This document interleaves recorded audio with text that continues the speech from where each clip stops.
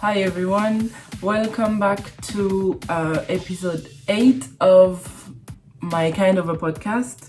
So today I wanted to give an update about my experience of taking the Mensa IQ test in Dublin, and tell you how this went, because I received my results and they're quite surprising when you when I think about it. So I would like to share that with you, since I already shared the first part, so I might as well give you the end of the story as well.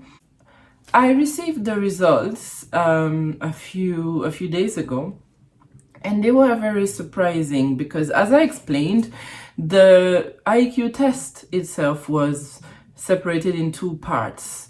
The first one was a kind of quicker test with only images, so nothing to read, no issue with language or anything like that.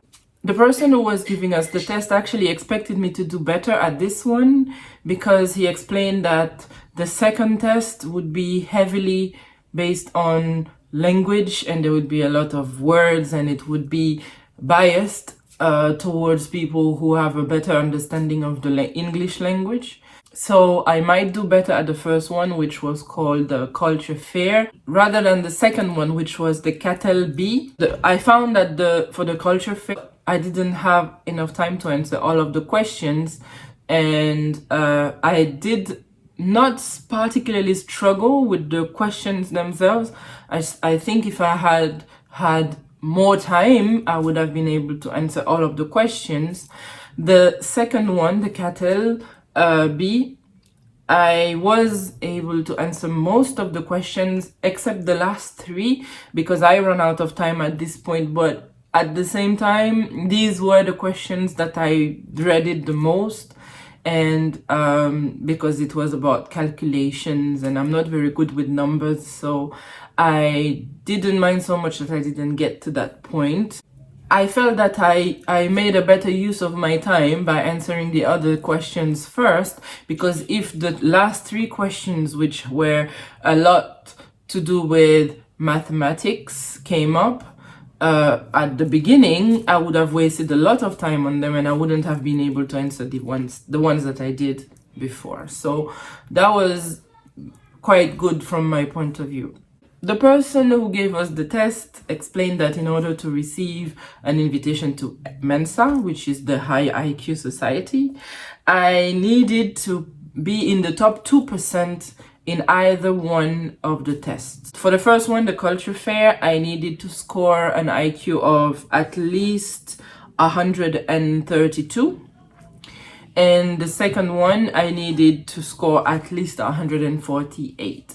The person who was giving us the test also told me that he sees a lot of French speakers taking the test in Dublin, and they just fly through the culture fair and kind of have issues with the cattle B, but when they take the test in French, they do a lot better. So he did tell me that if the score wasn't as good as I expected it or I wanted it to be in the cattle B, that I might consider taking the test again in French, so in France then, in order to see if I score any better there. But then my expectations were that basically I would score higher at the culture fair than I would at the cattle B because of the language issue. And the results came in that I actually, so here they are, that I actually scored 113 for the culture fair. So 113 IQ, which is in the top 21% of the population, and I needed 132 to get an invitation to Mensa, so that didn't happen. And for the cattle B, I scored 142, which is in the top 4%, but still not enough because I needed 148 in order to receive an invitation. So from what I understand, the whole test maximum score would be 160 for both of these.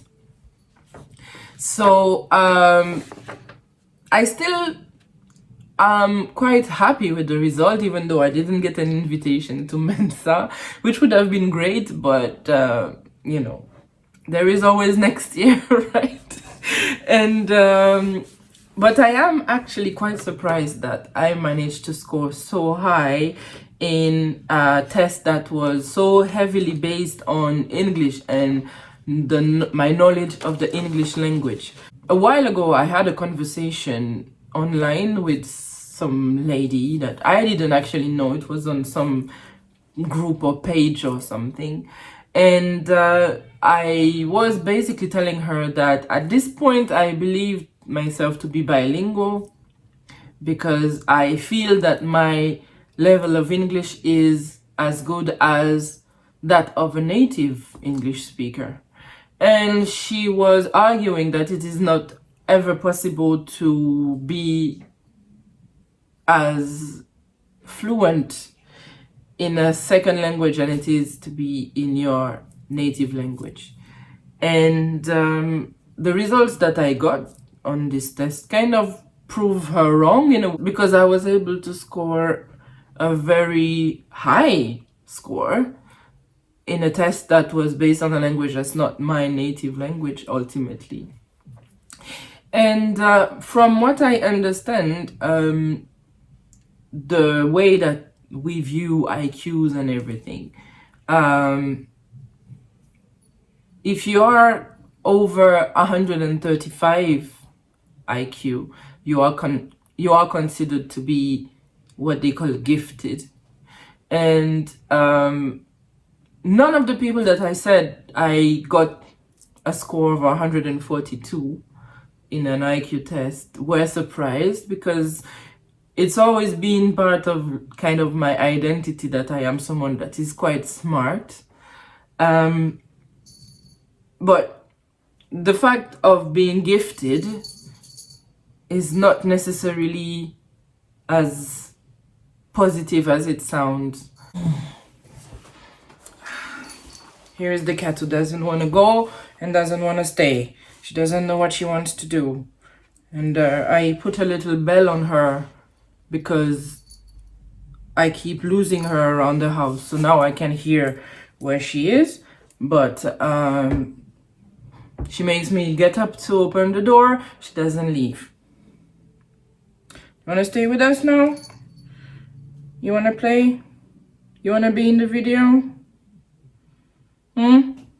Okay. So the idea of being a gifted person always comes with a lot of positive connotations in most people's minds.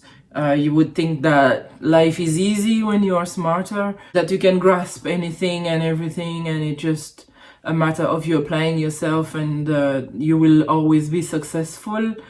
As for my personal experience and that of a lot of people who are gifted, and many of them unknowingly gifted, and especially when they become adults, they find that the way they think and the way they behave in society isn't always perceived in the way that they intend. And that is definitely something that I have suffered with, because in a lot of cases I found that the way I express myself to people, the way I try to explain my point of view about certain things, the way that I try to resolve issues was perceived in a way that was different to what I actually intended originally. A lot of people thought of me as being aggressive and arrogant sometimes. I do tend to speak in a rather authoritative voice a lot of the time, and that's not necessarily because I am very confident and sure of what I'm doing.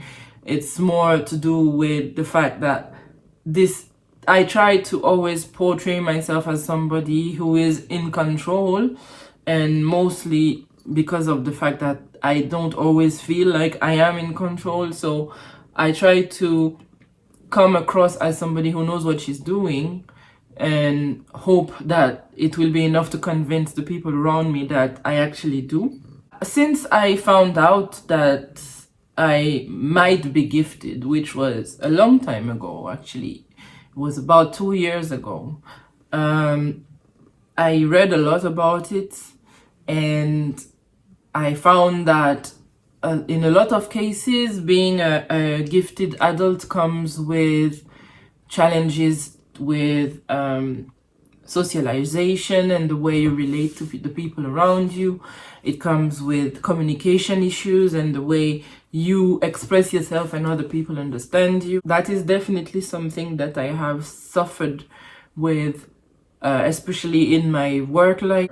I always feel like I have to make extra efforts to put my point across. Sometimes people don't understand what I say to them when I express myself, when I say something, or when I complain about an issue. A lot of the time they think that I am criticizing them when I'm just expressing my annoyance or my disapproval about a situation. So this is definitely something that I have had to learn to deal with, and I have had to learn to work around in order to be able to live in the world with other people. And it's not always easy, but it is a lot easier once you are able to recognize the signs and to understand that the way you do things might not be understood on the other end, and then you can adjust, or you can explain again, or you can just give up because it's too much work. But at least you know where you stand, and you know what you're doing, and it's not as frustrating anymore once you have those keys in your hand, that you know what is happening and why you are getting the response you are receiving when you do. So this is something I wasn't sure that I would talk about in my videos. I didn't know if I should go into this particular topic, because I feel that people might think that I think myself as some kind of special, or like some kind of genius, basically, which is not at all the case. Even though that's the impression that I might give because of my general demeanor. I do not think myself better than anyone else, and I do not want people to think that this is the case. So when I mentioned to my mother that I might discuss this on my next video, she said something that kind of made me laugh. She said that I was coming out. And yes, in a way, I guess I am coming out as somebody who has a brain that is a little bit different than the rest of us. Unfortunately, the world caters for average. So not being average means that I have to adapt to the rest of the world, because it is not going to adapt to me. But I don't want this to sound like I think that I am the one who is right and everyone else is wrong, and I think that everyone should be coming up to my level. I've been watching a lot of videos that my mother has been sending me on the topic of gifted adults, and one of the people I watched was saying something quite interesting, is that he believes that gifted people are on earth for a reason, which is to try and advance things for everyone. And so I haven't found the thing that I have been called to do yet. I hope that maybe making those videos is part of it. because then I wouldn't be making them for nothing. And I really hope that I get a chance to make use of my gift and change the world in some way, if only the world of the people around me. That would be really a victory to me.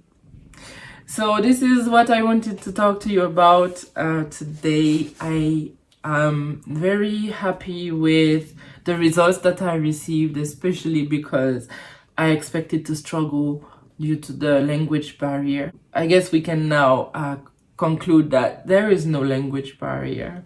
I am an English speaker now, it's official.